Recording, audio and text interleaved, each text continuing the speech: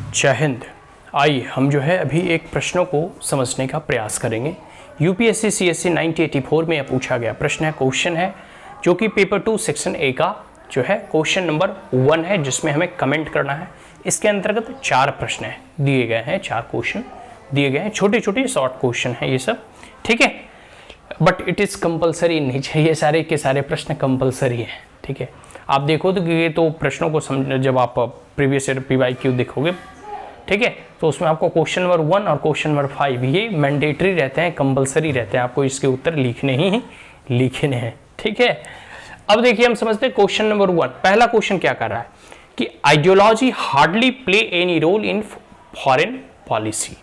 देखिए जो आइडियोलॉजी होती है किसी की भी विचारधारा, ठीक है, वो क्या किसी भी एक देश की विदेश नीति को प्रभावित करता है, ठीक है, या फिर विदेश नीति का जब निर्माण होता है। देखो हर एक देश की फॉरेन पॉलिसी होती है, भारत की भी विदेश नीति है। जैसे हमारी विदेश नीति अमेरिका को लेकर क्या है, हमारी विदेश नीति रशिया को लेकर क्या है, जापान को लेकर क्या है, ऑस्ट्रेलिया को लेकर क्या है, चाइना को लेकर क्या है, पाकिस्तान को लेकर क्या है, भूटान को लेकर क्या है, श्रीलंका, मालदीव्स और जितने भी इंपॉर्टेंट और मेजर कंट्रीज हैं उसको लेकर हमारी विदेश नीति क्या है। तो हर एक देश का, चाहे अमेरिका हो, जापान हो, ऑस्ट्रेलिया हो, कनाडा हो, सब देशों की अपनी अपनी फॉरेन पॉलिसी होती है। और आइडियोलॉजी प्रभावित करता है या नहीं, या आइडियोलॉजी कोई रोल प्ले करता है या नहीं फॉरेन पॉलिसी में, इसके बारे में आपको कमेंट करना है। अगर करता है तो किस प्रकार से आइडियोलॉजी रोल प्ले करता है विदेश नीति के निर्माण में, और अगर नहीं तो किस प्रकार से नहीं करता है। इसके कुछ बिंदु आपको लिखने हैं। अब आपको यह डिसाइड करना है कि आइडियोलॉजी रोल प्ले, मेरे अनुसार से तो आइडियोलॉजी बहुत बड़ा रोल प्ले करता है किसी भी एक देश की विदेश नीति को निर्धारित करने में। अभी जैसे देखो बीजेपी की गवर्नमेंट है प्रेजेंट अभी भारत में, तो बीजेपी की जो आइडियोलॉजी है वो कांग्रेस की आइडियोलॉजी से डिफरेंट थी। इसलिए अभी जो देखोगे तो भारत की पूरी के विश्व में जो है एक प्रकार से धाक जमा हुआ है, और मोदी जी का जो करिस्मेटिक लीडरशिप है उसका एक अलग ही प्रभाव है। अभी भारत की विदेश नीति है कि हम सभी के साथ अच्छे संबंध स्थापित कर रहे हैं, चाहे अमेरिका हो, रूस हो, जापान हो, ऑस्ट्रेलिया हो, सभी के साथ। और आइडियोलॉजी प्रभावित करती है। जैसे कांग्रेस की सरकार में मान लो ताज होटल पे अटैक हुआ या मुंबई अटैक हुए, तो कांग्रेस ने उतना रिटेलिएशन नहीं दिया। और भारत में जैसे उरी और पठानकोट, तो भारत ने हिल कर जो है सर्जिकल स्ट्राइक किए। तो ideology play a major role to while deciding the foreign policy of any nation irrespective of the nation. अब अमेरिका में भी देखो कि रिपब्लिकन पार्टी की जो सरकारें होगी उनकी एक अलग आइडियोलॉजी होगी और वो फॉरेन पॉलिसी में उसका इम्पैक्ट पड़ता है। जो डेमोक्रेट पार्टी होती है उसके अलग जो है प्रभाव पड़ते हैं, ठीक है। तो यही बात है कि हार्डली प्ले नहीं, प्ले करता है, बहुत बड़ा मेजर रोल प्ले करता है फॉरेन पॉलिसी में, ये आप लिखना, ठीक है। अपने अनुसार से भी अगर नहीं करता है तो आप नहीं भी लिख सकते हो। दूसरा क्वेश्चन है कि the meaning and significance of neocolonialism. देखो नियोकोलोनियलिज्म के बारे में आप लोग ने जानते ही होंगे कि उपनिवेशवाद तो खत्म हो गया, कॉलोनियलिज्म जो है आफ्टर सेकेंड वर्ल्ड वॉर धीरे धीरे ग्रेजुअली समाप्त हो गया। लेकिन अभी जो है देश किसी पर डायरेक्ट मिलिट्री के द्वारा अटैक नहीं कर रहा है या फिर शासन नहीं कर रहा, बल्कि इनडायरेक्ट तरीके से न्यू कॉलोनियलिज्म के माध्यम से। जैसे देखो भारत में 1990 के लगभग जो है फाइनेंशियल क्राइसिस हुआ और बैलेंस ऑफ पेमेंट एकदम चरमरा गई।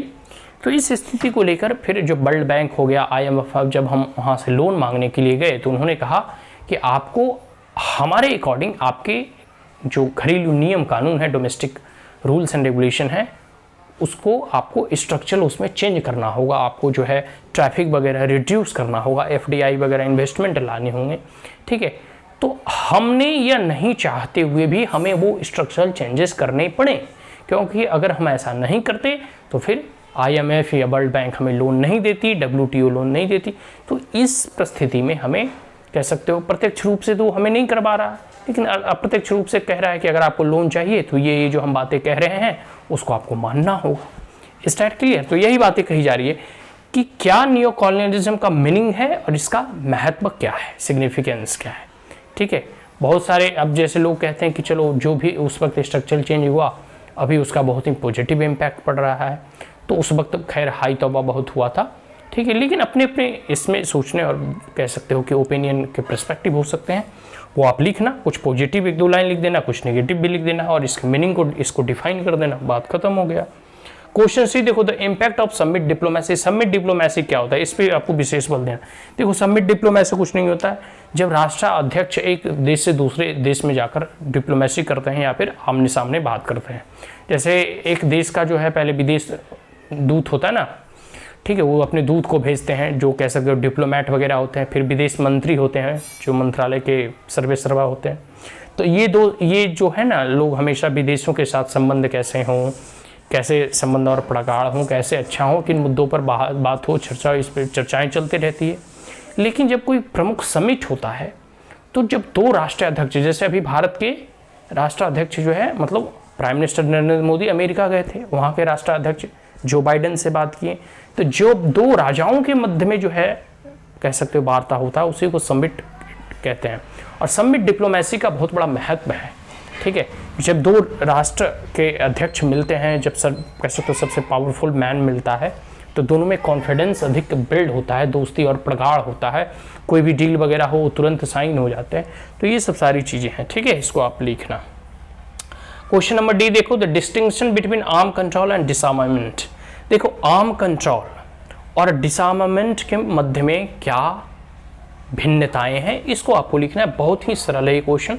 आर्म कंट्रोल किस प्रकार से आर्म्स एंड एम्युनिशन को कंट्रोल करना है, और डिसआर्मामेंट से आप क्या समझते हैं, ठीक है। इन दोनों में जो कुछ डिफरेंसेस हैं वो आपको लिख देना है। सिंपल आप डिफाइन दो विद एन एग्जाम्पल, और कमेंट करना है। उतने बड़े बड़े इसमें आंसर लिखने नहीं, शॉर्ट आंसर आपको लिखने हैं, और आप इसे आसानी से लिख सकते हैं, बना सकते हैं। इस टाइप क्लियर। सो आशा करता हूँ कि ये सारे के सारे प्रश्न आपको समझ में आ गए होंगे। फिर भी कोई क्वेरीज हो कमेंट बॉक्स में जरूर पूछें। That's all. Thank you. Have a great day.